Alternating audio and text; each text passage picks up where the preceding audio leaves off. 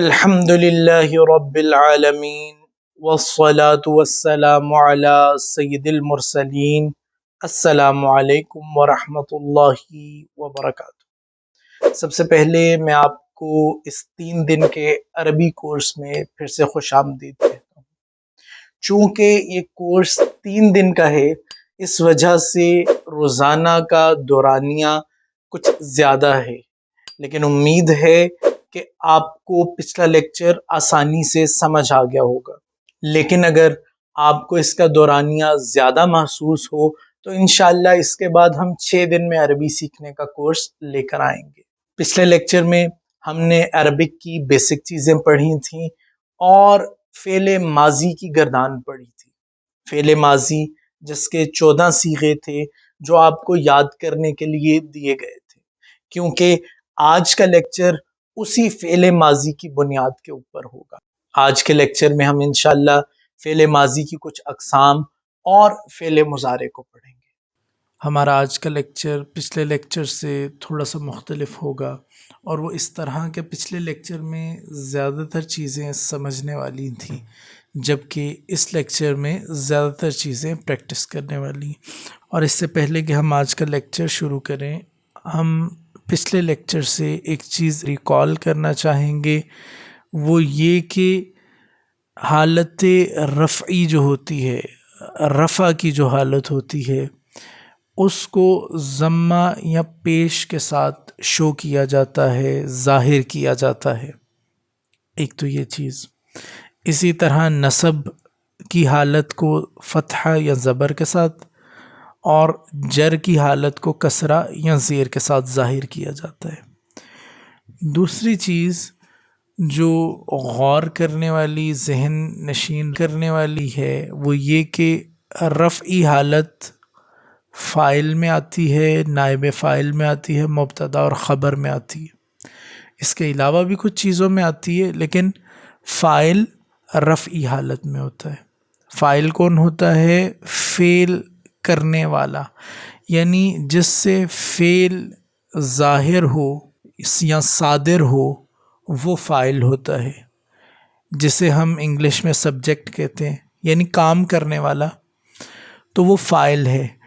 تو کام کرنے والے کے لیے جس اسم کو استعمال کیا جائے گا وہ اسم فاعل کہلائے گا، اور وہ رفعی حالت میں ہوگا، اور جس کے اوپر کام کیا جا رہا ہے اسے عربی میں مفعول بھی کہتے ہیں، اردو میں اسے مفعول کہتے ہیں، اور اس کو زبر کے ساتھ شو کیا جائے گا کیونکہ یہ حالت نصب میں ہے۔ تو پہلی چیز کہ فاعل پیش کے ساتھ آئے گا اور مفعول زبر کے ساتھ آئے گا، اور دوسری چیز ہے نائب فاعل۔ یہ کیا ہے؟ اس کو ہم آج کے لیکچر میں پڑھتے ہیں۔ تو یہ دیکھیں، انگلش گرامر میں ہم یہ چیز پڑھتے آئے ہیں کہ ایک ایکٹیو وائس ہوتا ہے اور ایک پیسو وائس ہوتا ہے۔ اب ایکٹیو وائس اسے فعل معروف کہتے ہیں۔ معروف یعنی جس فعل میں فاعل کا پتہ ہو، معروف جانا پہچانا فاعل ہو، یعنی فاعل کا علم ہو۔ تو جس میں فعل کی نسبت فاعل کی طرف ہو، یعنی وہ فعل کیا کس نے؟ وہ فاعل نے کی ہے۔ ہر دفعہ کرنا تو فاعل نے ہے، لیکن اس کی نسبت اسے کنیکٹ کیا گیا اس فاعل کے ساتھ، یعنی کام کرنے والے کا ذکر ہو، ٹھیک۔ جبکہ فعل مجہول جسے پیسو وائس کہتے ہیں، مجہول یعنی جس کا علم نہیں ہے کہ اس کا فاعل کون ہے، تو جس میں فعل کی نسبت مفعول بھی کی طرف ہو۔ اب یہ کہ اس کو ابھی آپ 1 منٹ کے لیے بھول جائیں، یہ دیکھیں یعنی کام کرنے والے کا ذکر نہ ہو۔ اب جب کام کرنے والے کا ذکر نہیں ہے، جیسے یہ دیکھیں علی نے زید کو قتل کیا، اب اس میں ہم اگر علی کو نکال دیں گے تو پیچھے کیا ہوگا؟ زید قتل کیا گیا، یعنی فاعل کا ذکر نہیں ہے تو پیسو وائس ہو گیا کہ زید قتل کیا گیا یا زید قتل ہوا۔ اب کس نے زید کو قتل کیا؟ یہ علم نہیں ہے تو یہ پیسو وائس ہو گیا. تو اب مفعول بھی کون تھا؟ زید تھا. فاعل کون تھا؟ علی تھا. تو جب علی کی طرف فعل کی نسبت کی گئی کہ علی نے زید کو قتل کیا تو وہ فعل معروف ہو گیا. اور جب زید کی طرف فعل کی نسبت ہو گئی اور علی کا ذکر ہی نہ آیا تو پھر وہ مجہول ہو گیا، پیسو وائس ہو گیا. فعل معروف فعل مجہول، یعنی زید قتل کیا گیا. اس کو ہمارے ایک ٹیچر ہیں پروفیسر طاہر ادریس صاحب، انگلش کے ٹیچر ہیں. انہوں نے جب ہمیں انگلش گرامر پڑھائی تو انہوں نے کہا اس کو سیاسی بیان بھی کہتے تھے. یعنی سیاسی بیان کیا ہوتا ہے کہ ذکر نہیں کرنا کہ وہ کام کیا کس نے، یا یوں کہیں کہ جب آپ نے کسی مجرم کو چھپانا ہو تو فعل کی نسبت فاعل کی بجائے مفعول کی طرف کر دیتے ہیں کہ بس یہ کام ہوا، کس نے کیا وہ نہیں پتا، اس کو گول کر گئے. تو اب اگر ہم اس کو دیکھیں عربی کی مثال میں تو کیسے پتہ چلے گا فعل معروف کون سے اور فعل مجہول کون سے؟ تو یہ دیکھیں، پہلے آئے گا فعل قتل.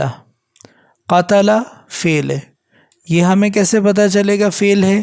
یہ ظاہر ہے اس کی کافی ساری علامات ہوتی ہیں. ایک یہ ہے کہ ہم نے پچھلے لیکچر میں ماضی کی گردان پڑھی تھی، آگے ہم مضارع کی گردان پڑھیں گے، اس سے کچھ سمجھ لگ جائے گی.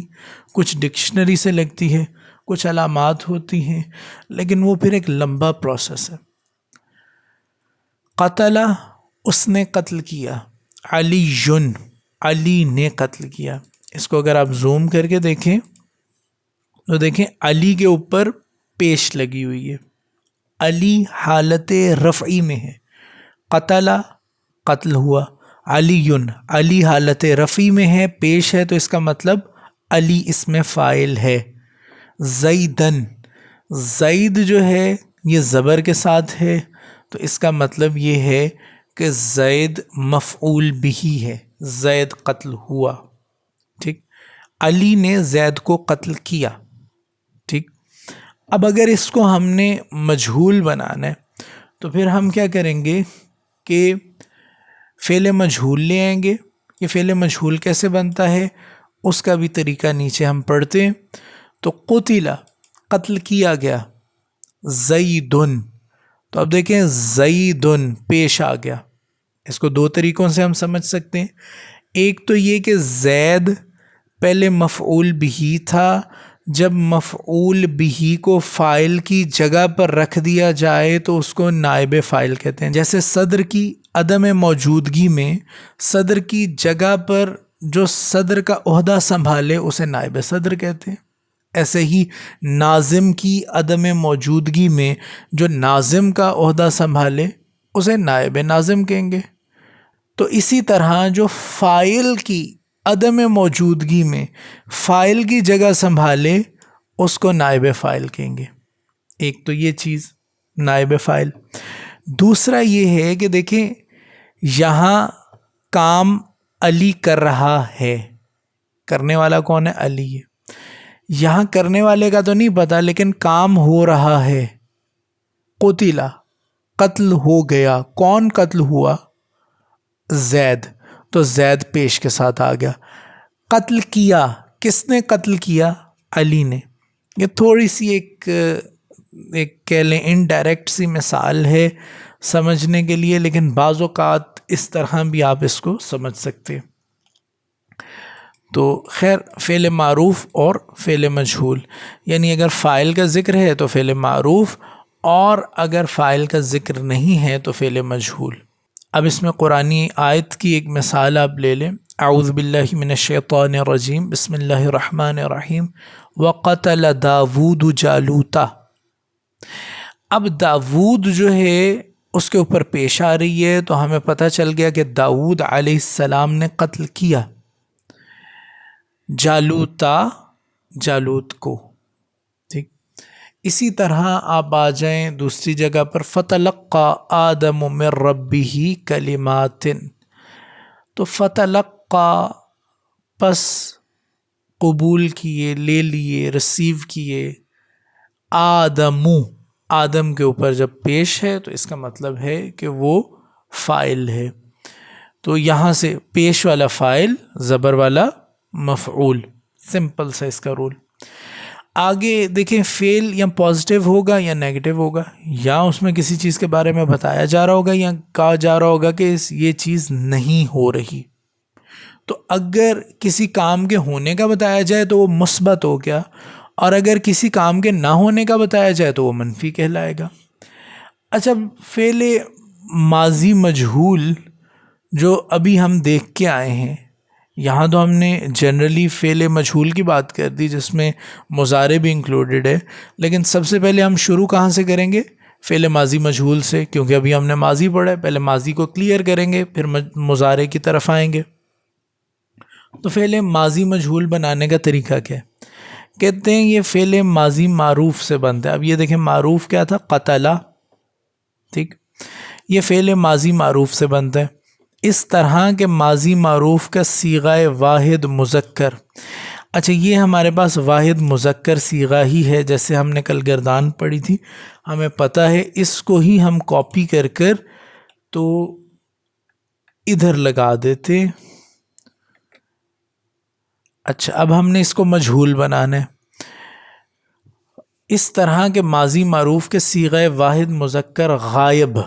اچھا، یہ واحد مذکر غائب ہی ہے کہ آخری حرف کو اس کی حالت پر چھوڑ دیں گے. تو یہ ہم نے آخری حرف کو اس کی حالت پر چھوڑ دیا جیسے وہ تھا. آخر سے پہلے حرف کو کسرہ یا زیر دیں گے، سیکنڈ لاسٹ جو بھی ہوگا. اگر یہ زیادہ حروف کا ہوتا تو اس کو ہم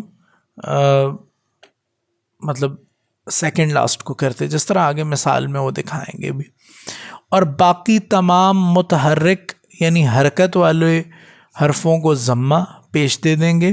ٹھیک ہے، اب اس میں باقی حرکت والا کون سا بچ گیا؟ یہ. تو اس کو ہم پیش دے دیں گے اور ساکن حروف کو ساکن رہنے دیں گے.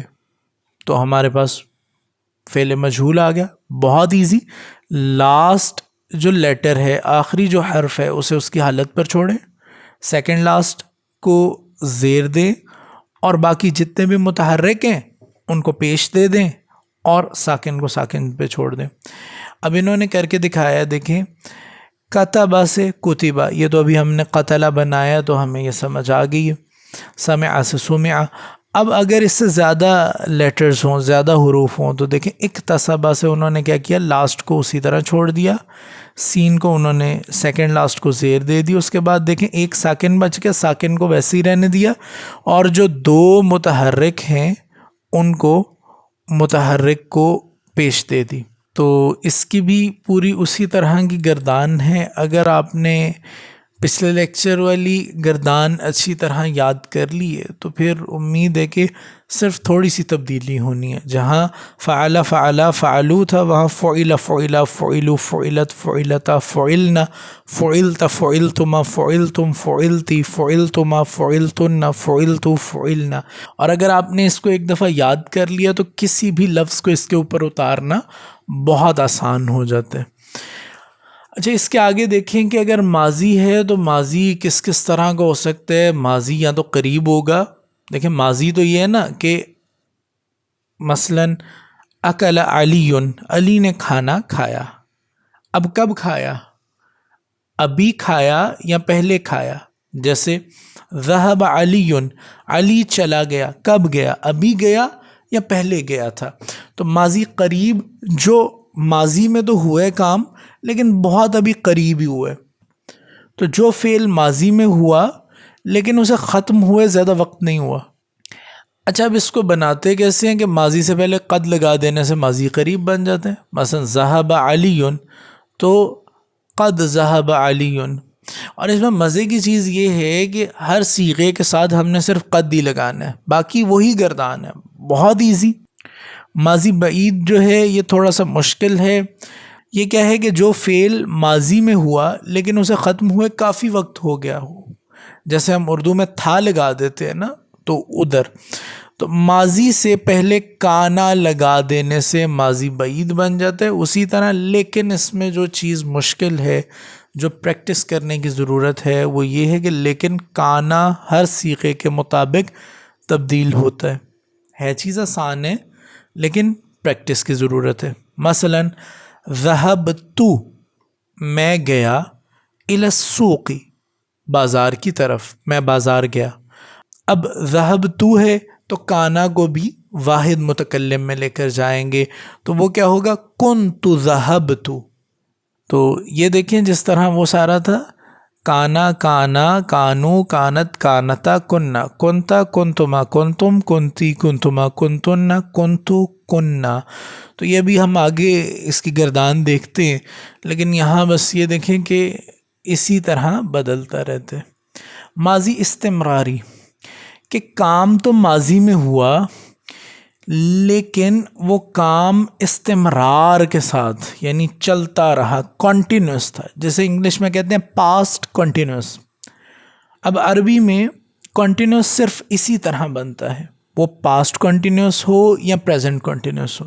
انگلش میں پریزنٹ کنٹینیوس اور پاسٹ کنٹینیوس تھوڑا سا مختلف ہے، لیکن عربی میں یہی ہے. اسے ماضی استمراری کہتے ہیں، لیکن حال کے لیے بھی یہ چیز استعمال ہو جاتی ہے.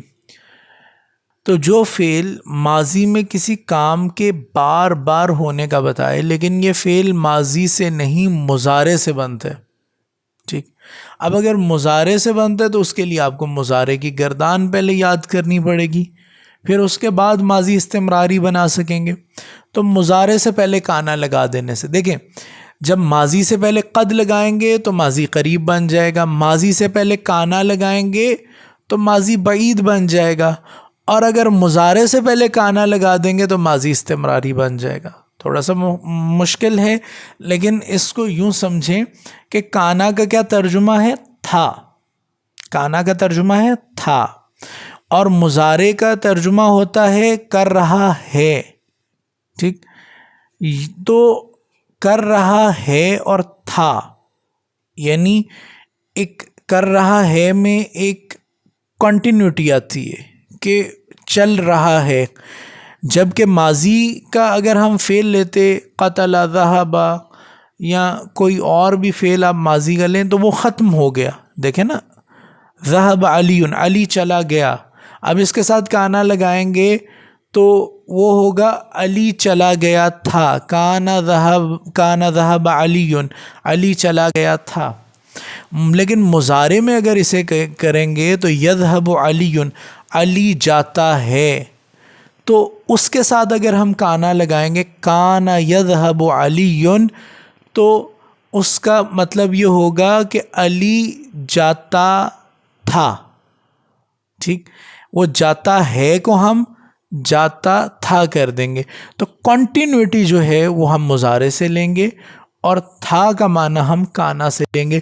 اس وجہ سے یہ تھوڑا سا کنفیوزنگ لگتا ہے، لیکن اصل میں بالکل ایک درست چیز ہے کہ مضارع سے پہلے کانا لگا دینے سے ماضی استمراری بن جاتا ہے. چونکہ اس میں معنی ماضی کا ہے تو اسے مضارع استمراری نہیں بلکہ ماضی استمراری کہتے ہیں. اس میں بھی کانا ہر صیغے کے مطابق تبدیل ہوتا ہے. مثلاً اجری کل یومن، میں روزانہ دوڑتا ہوں. کنت اجری کل یومن، میں روزانہ دوڑتا تھا. وہی چیز، یہ جو تا ہے نا، یہ مضارع سے آ رہا ہے، دوڑتا، یہ مضارع ہمیں دے رہے. ماضی شکیہ، جب شک کیا جائے ماضی میں تو پھر وہ کیا ہے، وہ فعل ماضی جس کے ہونے میں شک ہو، پتہ نہیں ہوا تھا یا نہیں تھا ہوا. شاید کا معنی آ جائے تو ماضی سے پہلے لعل لگا دینے سے ماضی شکیہ بن جاتا ہے. مثلا کتبہ زید، اس کو ہوا آ گیا نا، اس چیز کو کتبہ لکھا، زید زید نے، اسے زید نے لکھا. لعل کتبہ زید، شاید اسے زید نے لکھا. ماضی تمنائی، تو تمنائی کے لیے لو یا لیتا لگا دیں. وہ فعل ماضی جس میں کسی کام کا ہونا شرط یا تمنا کے ساتھ پایا جائے، ماضی سے پہلے لو یا لیتا لگا دینے سے ماضی تمنائی بن جاتا ہے. مثلا تکلم رجل، ایک مرد نے بات کی، اور اگر ہم لیتا لگا دیں، لیت تکلم رجل، کاش ایک مرد نے بات کی ہوتی. لو زرعت، اگر تم نے بویا ہوتا. زراعت ادھر سے ہے نا کہ زمین اگانا، تو لو زرعتا اگر تم نے بویا ہوتا، لحصدتا تو تم اسے کاٹتے بھی۔ یہ ایک محاورہ ہے، اردو میں بھی چلتا ہے کہ جو بوگے وہی کاٹو گے، مثلا جیسا آپ کام کریں گے ویسا ہی نتیجہ نکلے گا۔ اچھا، پیچھے ہم نے پڑھا تھا فعل مثبت اور فعل منفی۔ جو کسی کام کے ہونے کا بتائے وہ فعل مثبت ہے، اور جو کسی کام کے نہ ہونے کا بتائے وہ فعل منفی ہے۔ اب فعل منفی سے پہلے ما یا لا لگا دینے سے نفی کا معنی پیدا ہو جاتا ہے۔ اچھا، اب ہمیں کیسے پتہ چلے گا کہ کہاں لا لگانا ہے اور کہاں ما لگانا ہے؟ اگر دونوں ہی لگ رہے ہیں، ایک چیز لگتی تو پتہ چل جاتا، لیکن جب دونوں لگ رہے ہیں تو پھر ان میں فرق کیا ہے؟ تو ما اور لا میں فرق کیا ہے؟ کہتے ہیں ان دو حرفوں کے استعمال میں فرق صرف اس قدر ہے کہ حرف ما فعل ماضی سے پہلے اکیلا آتا ہے، ٹھیک؟ یعنی جیسے ما ذہب، اکیلا اگر فعل ماضی آیا، ایک فعل آیا تو ما آ جائے گا، اور لا کا تکرار دوسرے فعل ماضی کے ساتھ ضروری ہے، جیسے لا ذہب ولا دخل، کہ نہ وہ گیا نہ وہ داخل ہوا۔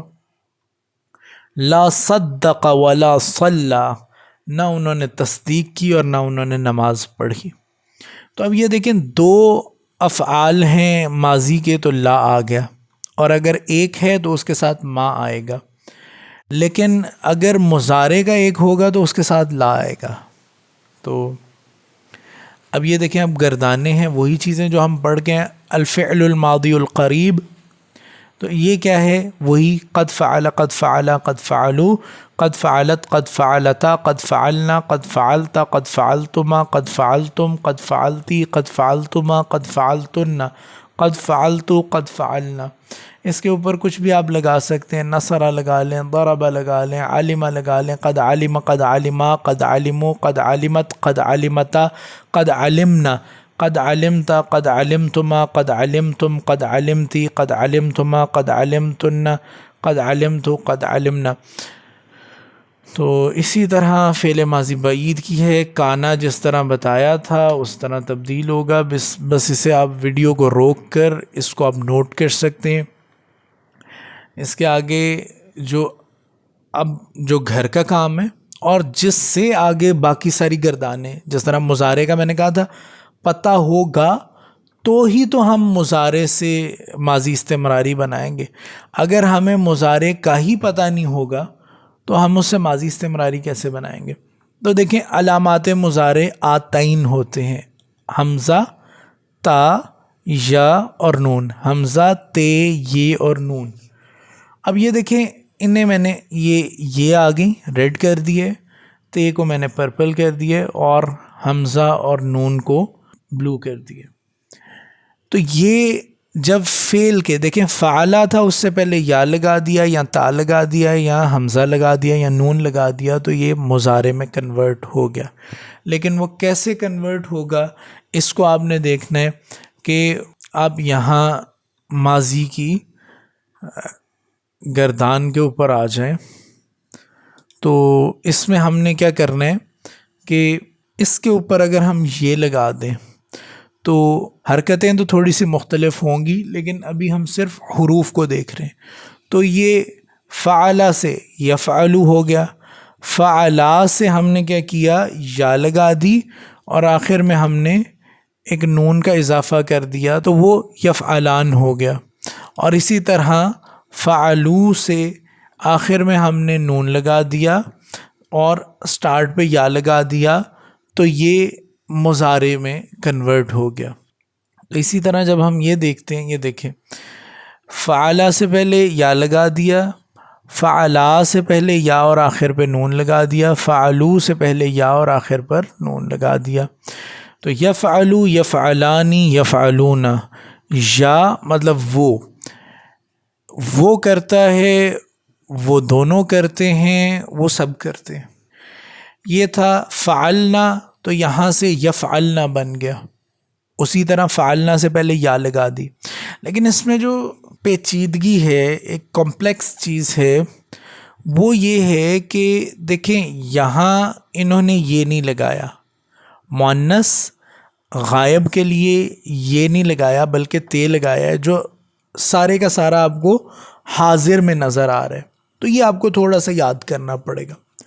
دوسری چیز کیا ہے کہ ماضی میں کیا تھا، فعل، فعلا، فعلو، فعلت، فعلتا، فعلنا، فعلتا، لیکن انہوں نے کیا کیا، اسی کو اوپر سے اٹھا کے اسی طرح اسی کو رپیٹ کر دیا، صرف یا کی جگہ پہ تا آ گیا۔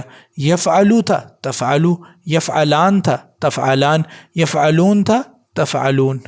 اچھا، یہاں تفعلان تھا تفعلان، یہاں یفعلنا تھا یہاں تفعلنا۔ اب انہوں نے چینج کیا کیا کہ یہاں تفعلو تھا، ادھر 3 تفعلو کیے ہیں، کرنے کو ادھر بھی کر سکتے تھے، ادھر تفعلینا کیا ہے، ادھر یفعلینا بھی کر سکتے تھے، لیکن زبان جس طرح میں نے کہا لوگ پہلے بولتے ہیں، قواعد بعد میں بنتے ہیں۔ اگر کسی نے مٹھائی کو مٹھائی کہہ دیا تو آج تک ہم اسے مٹھائی ہی کہیں گے، جب کسی نے زہر کو زہر کہہ دیا تو اب ہم زہر کو ہی زہر کہیں گے، مٹھائی کو زہر نہیں کہیں گے۔